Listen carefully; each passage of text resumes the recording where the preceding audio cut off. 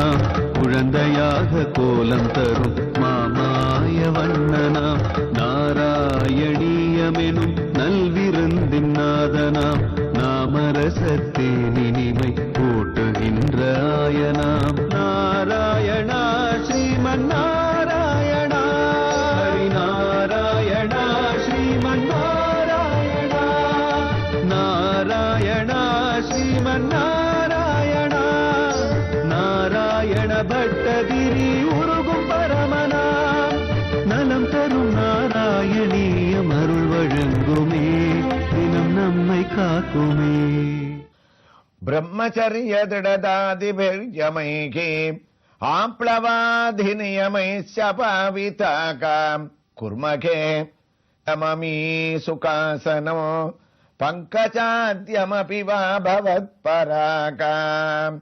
அழகான பலர்களைக் கொண்ட அஷ்டாங்க யோகத்தை விவரிக்கக்கூடிய இந்த நாராயணியத்தினுடைய ஸ்லோகத்தை நம்ம சிரவணம் பண்ணிட்டு இருக்கோன்றது உங்க எல்லாருக்குமே தெரியும். அதுல அஷ்டாங்க யோகத்தின் முதல் பகுதியான யமம் என்பதில் அதை அனுஷ்டிப்பதற்கு நாம் எவ்வாறு நம்முடைய மனதை பக்குவப்படுத்திக் கொள்ள வேண்டும் என்று பல உபபகுதிகளாக அதை பிரித்து நமக்கு அஷ்டாங்க யோகத்தினுடைய யோக சாஸ்திரமானது காண்பித்து வரக்கூடிய வைபவங்களில் நாம் 11வது அம்சமாக க்ஷமா, அதாவது பொறுமையை கடைபிடிக்க வேண்டுமா. 10வது அம்சமாக ஸ்தைரியத்தை பற்றி நேற்று கேட்டோம். நல்ல காரியத்தை நாம் சிந்திக்க வேண்டும், நிலைநிறுத்த வேண்டும். அது வாழ்க்கையிலே நமக்கு நாம் மனது வைத்தோமையானால் கடைபிடிப்பது என்பது பரம சுலபமாக அமைந்துவிடும். முக்கியமான ஒரு விஷயம் க்ஷமா, கோபத்தை துறப்பது, நாம் பொறுமையை கடைபிடிப்பது. அவ்வாறு நாம் பொறுமையோடு இருந்து விட்டோமே ஆனால் வாழ்க்கையிலே நாம் சாதிக்க முடியாத காரியங்களை எல்லாம் சாதிக்கலாமா. பல அவதார புருஷர்கள், ராமச்சந்திரமூர்த்தியே தான் ராமனாக அவதாரம் எடுத்து பொறுமையினுடைய சிகரமாக திகழ்ந்தார்.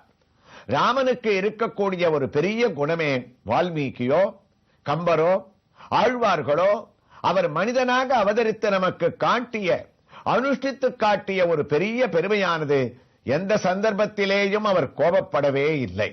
அந்த பொறுமையை கடைபிடித்தார்.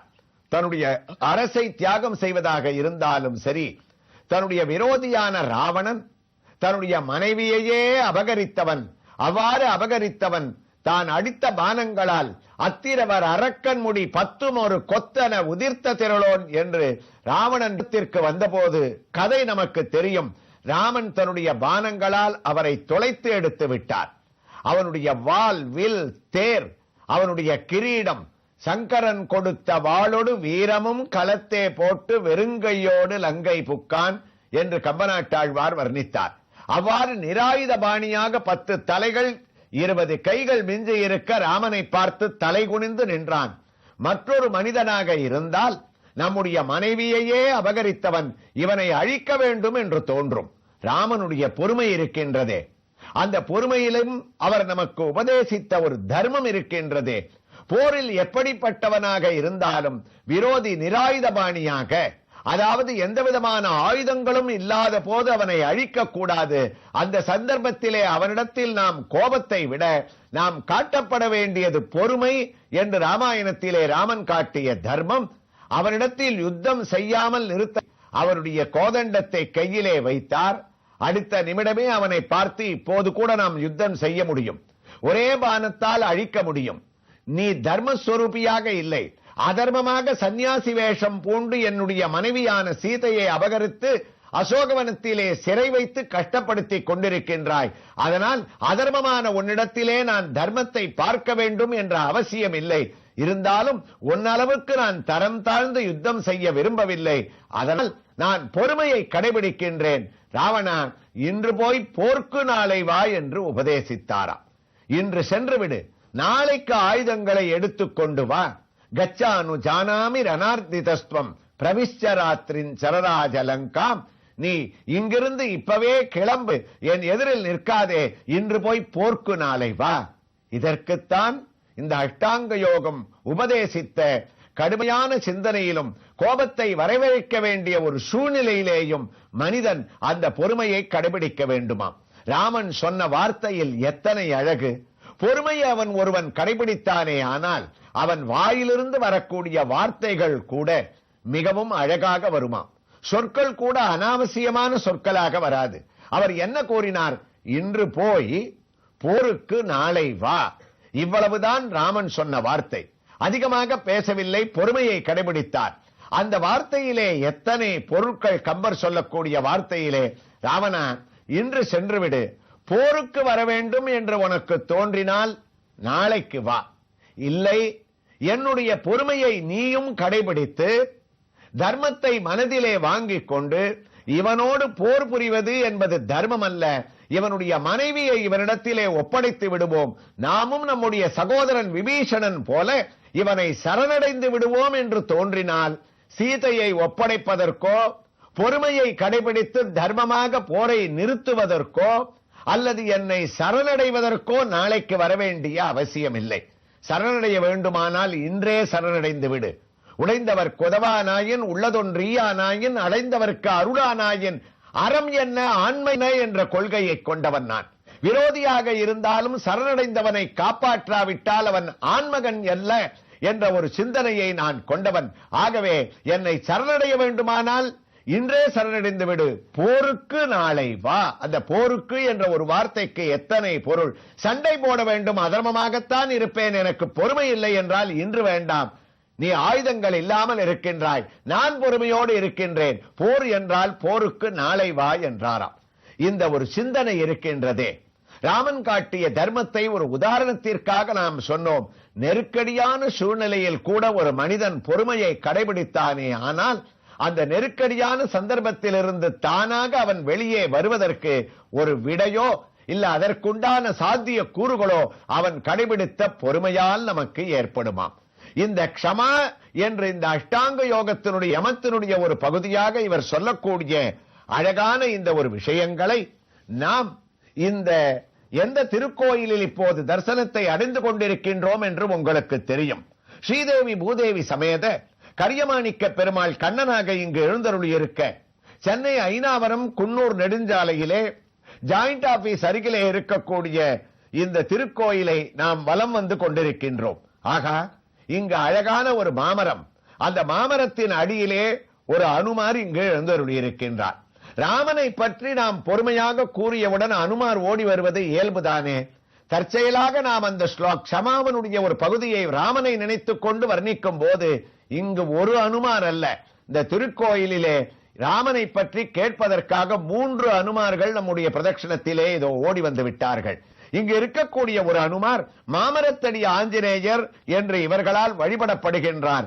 அழகான வெற்றிலை மாலையை சார்த்திக் கொண்டு அதற்குள்ளே நம்முடைய தோஷங்களை போர்க்கக்கூடிய எலுமிச்சை மாலைகளையும் தான் அணிந்து கொண்டு கையை கூப்பிக் கொண்டு பக்த ஹனுமாராக இந்த ஆஞ்சநேயர் இந்த பிரதட்சணத்திலே இந்த திருக்கோயிலிலே பக்தர்களுடைய பிரார்த்தனையை ஏற்கக்கூடிய வரப்பிரசாதியாக அமைந்திருக்கின்றாராம்.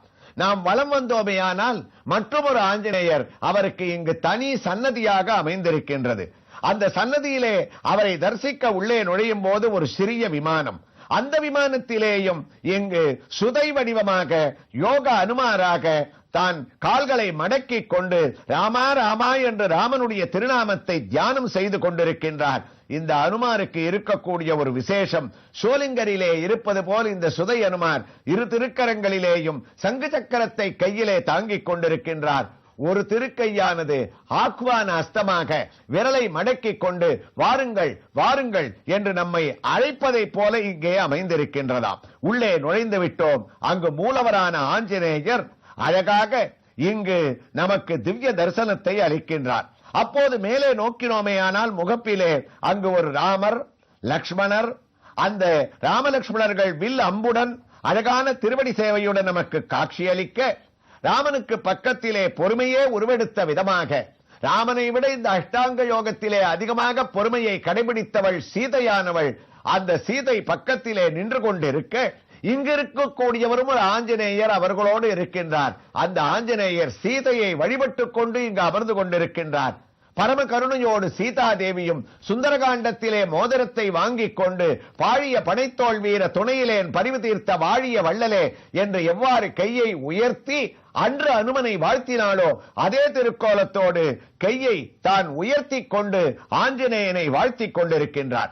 உள்ளே இருக்கக்கூடிய மூலவரான ஆஞ்சநேயரும் உயர்ந்த கிரீடத்தை தரித்துக் கொண்டு வெற்றிலை மாலை துளசி மாலைகளை தான் சார்த்திக் கொண்டு ராமா ராமா என்று ராமதாசனாக கையை கூப்பிக் கொண்டு அழகான கர்ணபத்திரங்கள் அவருடைய காதை அலங்கரிக்க திருவடி சேவையை அனுமனிடத்திலே சிறிய திருவடியினிடத்திலே திருவடி சேவை ஆக ஆச்சரியமாக நாம் அடைகின்றோம். அது மட்டுமல்ல, சாலக்கிராம மாலையும் அவர் சார்த்திக் கொண்டிருக்கின்றார்.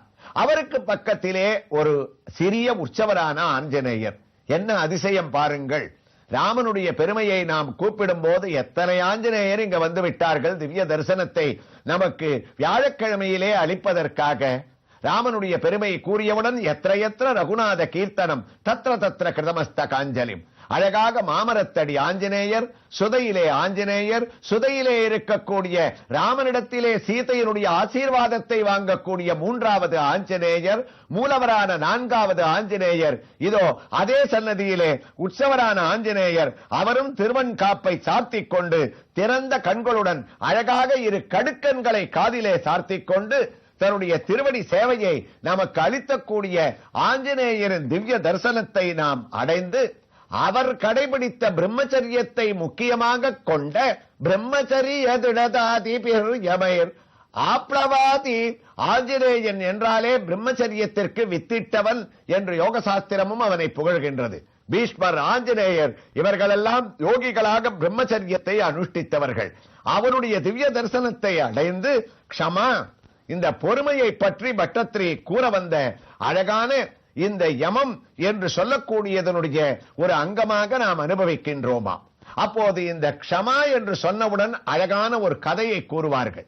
ஒரு கிராமத்திலே ஒரு தம்பதிகள் கணவனும் மனைவியும் ஒற்றுமையாக 30 ஆண்டு காலங்கள் தன்னுடைய மன வாழ்க்கையை முடித்துவிட்டு அமைதியாக இருந்தார்கள். கிராமத்திலே அவர்களுக்கு ஆச்சரியம், ஒரு நாள் கூட இவர்கள் சண்டையிட்டுக் கொண்டதே இல்லையே என்று. அவர்களுடைய 30வது திருமண நாள் வந்தபோது கிராமமே அதை கொண்டாடிற்றார்.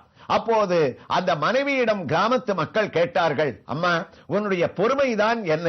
இவ்வாறு நீ ஒரு நாள் கூட உன்னுடைய கணவனோடு சண்டையிடாமல் இருந்திருக்கின்றாய் என்று. சிரித்துக் கொண்டே அந்த பெண்மணி கூறினாலாம், ஒன்றை தெரிந்து கொள்ளுங்கள், எங்களுக்கு கல்யாணமாகி முதலாக நாங்கள் தேனிலவருக்கு சென்ற போது ஒரு மலை பிரதேசத்திற்கு சென்றோம். 3 மலைகளை தாண்ட வேண்டிய ஒரு கட்டாயமான சூழ்நிலை. அங்கு தங்குவதற்கே என்னுடைய கணவர் ஏற்பாடு செய்திருந்தார். எங்களுடைய சாமான்களை ஒரு கழுதையின் மேல் வைத்து நாங்கள் நடக்க ஆரம்பித்தோம். முதல் 10 படி நடந்தவுடனே அந்த கழுதை தன்னுடைய தோளிலே இருந்த சாமான்களை கீழே விட்டுவிட்டது. என்னுடைய கணவருக்கு கோபம் வந்து விட்டது. ஏ கழுதையே, முதல் எச்சரிக்கை, உனக்கு 3 எச்சரிக்கை, இல்லாவிட்டால் உன்னை சுட்டு விடுவேன் என்று முதல் எச்சரிக்கையை செய்தார். மறுபடியும் சாமான்களை எடுத்து வைத்தோம்.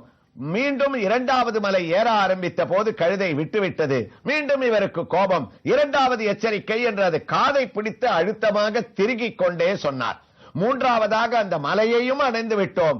ஆனால் அப்போதும் இது சாமான்களை கீழே விட்டுவிட்டது. 2 காதுகளையும் இவர் திருடிக் கொண்டு 3வது எச்சரிக்கை என்று சொல்லி சாமானை வைத்தார். இதுதான் கடைசி என்று அடுத்தபடி வைத்தவுடன் அது விட்டுவிட்டது. அப்போது துப்பாக்கியை எடுத்து அந்த கழுதையை சுட்டு விட்டார். எனக்கோ அதிர்ச்சி. அவரிடம் கேட்டேன், இவ்வாறு செய்யலாமா? அது வாயில்லா பிராணி ஆயிட்டே, அதை நீங்கள் சுடலாமா? இது தவறல்லவா? எனக்கு பிடிக்கவில்லை என்று சொன்னேன். அப்போது அவர் என்னுடைய காதை திருகி, இது உனக்கு முதல் எச்சரிக்கை என்று சொன்னார். அன்றையிலிருந்து நான் அவரிடத்திலே பேசுவதையே விட்டுவிட்டேன். இதனால் தான் நான் பொறுமையாக இருக்க முடிந்தது என்று கூறினாளாம். அதை நாம் பொறுமை என்று எடுத்துக்கொள்ள முடியாது.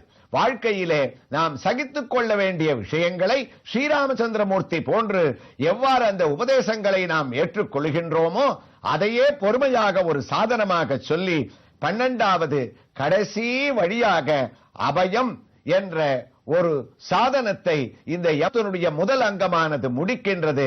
அதனுடைய விவரங்களை இங்கு எழுந்தருளி இருக்கக்கூடிய சுவாமியினுடைய திவ்ய தரிசனத்தோடு அடுத்த பகுதியிலே நாம் கேட்கலாம். நாராயண